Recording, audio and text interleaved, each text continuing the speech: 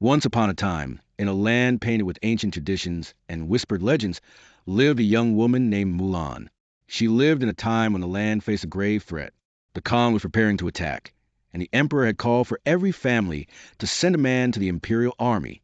But Mulan's father was old and frail, unable to fight. Father, you cannot go. It is too dangerous. Mulan's father looks at her with sad eyes. She knew what she had to do. She would take her father's place. I will protect our family's honor. She says, looking at the sword that once belonged to her grandfather. She will fight for her family. Under the cloak of night, Mulan made her daring decision. Cutting her long hair and donning her father's armor, she transformed herself into a soldier named Huaping. The mission was dangerous, but her heart was filled with courage. She bought a horse and military equipment and prepared to leave in secret. She knew that if she was discovered, she would be punished.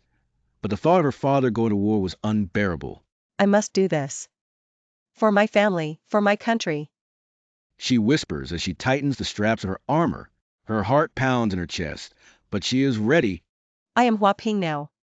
And with that, she rode off into the night, toward the training camp, not sure what to expect. Arriving at the training camp, Mulan, now Huaping, faced her first challenge. The training was brutal, and the general was skeptical of her abilities. It would take a lot to gain his trust. She has to prove to them that she is not just some conscript, but a capable warrior. You're slow, Ping. Can you even hold a sword? I can, sir. I will not fail you. Mulan continues to struggle through training, but despite the struggles, she keeps on going. There's no room for weakness in the army. I will become stronger, sir. She spent every spare moment practicing, pushing herself beyond her limits. Her determination began to earn her the respect of her fellow soldiers, little by little. Eager to prove herself, Mulan volunteered for a dangerous reconnaissance mission. It was a risky assignment, but she knew that success would earn the general's trust. The fate of the army may rest on her shoulders.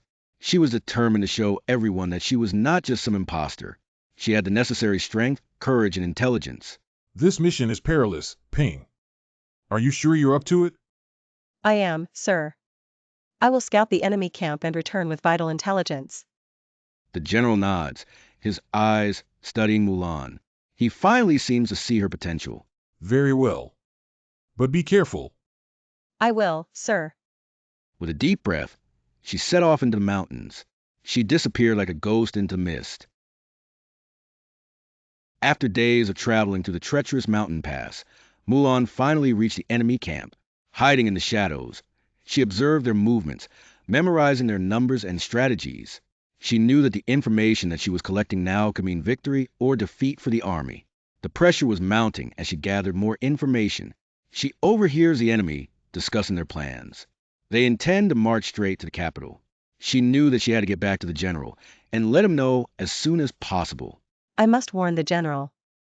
The capital is in danger. She turned back and hurried to the mountains, back toward the imperial army. Returning to the camp, Mulan shared the vital intelligence with the general. He was impressed by her courage and insight and invited her to help develop a strategy. They decided to prepare an ambush in a narrow gorge, a perfect place to catch the enemy off guard. They would use the terrain to their advantage and strike a decisive blow against the Khan's forces. If we collapse the cliffs, we can block the valley and force them into retreat. It's a risky plan, but it might work. Prepare the explosives. Mulan and the general raced to set up the trap, but it seemed that they were almost too late. The enemy was approaching fast. Mulan knew what she had to do. This was her chance to protect her people. They're here! Get ready! As the enemy approached, Mulan, with a daring act, triggered the explosive charge, collapsing the cliffs. The valley was blocked, and the enemy was forced into retreat. The battle was won. The Chinese army cheered.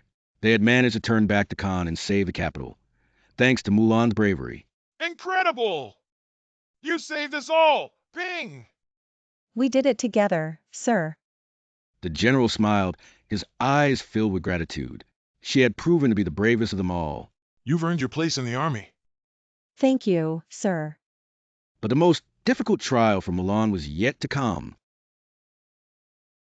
In the aftermath of the victory, the emperor offered Mulan a high-ranking official position in recognition of her heroism. But Mulan declined the honor, requesting only a horse so that she may return home to her family. She knew that her duty was to her family, and she longed to see them again. But before she could leave, she had to reveal her true identity. Your Majesty, there is something you must know. The entire court watches as Mulan steps forward. I am not Hua Ping. I am Mulan, daughter of Hua Zhou. She removes her helmet, her long hair falling down her shoulders. Her fellow soldiers are astonished to learn that the brave warrior they had fought beside was a woman all along.